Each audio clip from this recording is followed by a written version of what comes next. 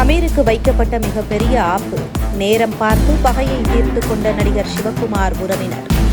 இயக்குனர் அமீரின் நண்பரும் தயாரிப்பாளருமான ஜாஃபர் சாதிக் மிகப்பெரிய போதைப்பொருள் கடத்தல் மன்னனாக செயல்பட்டு வந்ததை போதைப்பொருள் தடுப்பு பிரிவினர் கண்டுபிடித்துள்ளனர்.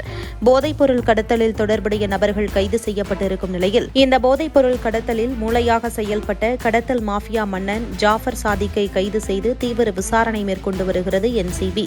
இதனைத் தொடர்ந்து மிகப்பெரிய போதைப்பொருள் கடத்தல் மாஃபியா மன்னன் ஜாஃபர் சாதிக்குடன் அமீருக்கு என்ன தொடர்பு, அமீரை என்ஐஏ கைது செய்து விசாரிக்க வேண்டும் என பலரும் குரல் கொடுத்து வந்த நிலையில் எனக்கும் ஜாஃபர் சாதிக் நண்பர், ஆனால் அவர் பின்னணி குறித்து எனக்கு எதுவும் தெரியாது என அமீர் கொடுத்த விளக்கத்தை பெரும்பாலும் யாரும் ஏற்றுக்கொள்ளவில்லை. அது எப்படி, ஜாஃபர் சாதிக்கை சினிமாவுக்கு அழைத்து வந்ததே அமீர்தான். அவர்தான் பல இடங்களில் தன்னுடைய நண்பர் என ஜாஃபர் சாதிக்கை அறிமுகம் செய்து வைக்கிறார்.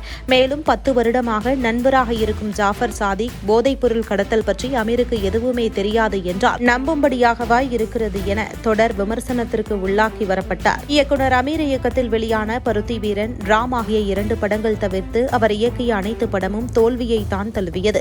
அந்த வகையில் சினிமாவில் அட்ரஸ் இல்லாமல் போன அமீர் நடிகராக அவதாரம் எடுத்து வடசென்னை மூலம் மீண்டும் சினிமாவில் தன்னுடைய இருப்பை தக்க வைத்துக் கொண்டார். இதனைத் தொடர்ந்து கடத்தல் மன்னன் ஜாஃபர் சாதிக் தயாரிப்பில் இறைவன் மிக பெரியவன் என்கின்ற படத்தை தயாரித்து வந்தார் அமீர்.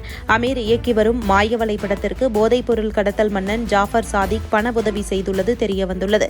இந்நிலையில் சினிமாவில் மட்டுமின்றி நண்பர் ஜாஃபர் சாதிக் துணையுடன் பல்வேறு காஃபி ஷாப்புகளை திறந்து சினிமா தொழில் என பரபரப்பாக அமீர் இயங்கி வந்த நிலையில் ஜாஃபர் சாதிக் போதைப்பொருள் கடத்தலில் சிக்கி கைது செய்யப்பட்டிருக்கிறார். இதனால் அமீர் இயக்கிய படங்களில் படப்பிடிப்பு நிறுத்தப்பட்டுள்ளது.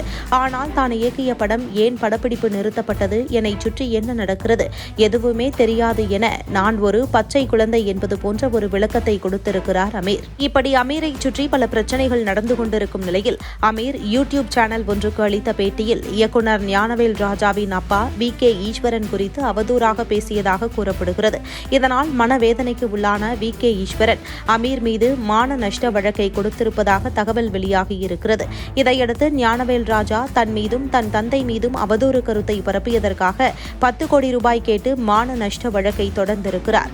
இது மேலும் பரபரப்பை ஏற்படுத்தியுள்ளது. ஏற்கனவே போதைப்பொருள் கடத்தல் வழக்கில் சிக்கிய ஜாஃபர் சாதிக்குடன் அமீர் பெயர் அடிபட்டு வரும் நிலையில் தற்போது மற்றொரு வழக்கு அவர் மீது பதியப்பட்டுள்ளது. இந்நிலையில் கடந்த சில மாதங்களுக்கு முன்பு அமீர் மற்றும் சிவகுமார் குடும்பத்திற்கும் இடையில் நடந்து வந்த பிரச்சனையில் அமீருக்கு ஆதரவாக பல சினிமா துறையினர் குரல் கொடுக்க உடனே ஞானவேல் ராஜாவை சற்று அடக்கி வைத்தது சிவகுமார் குடும்பம்.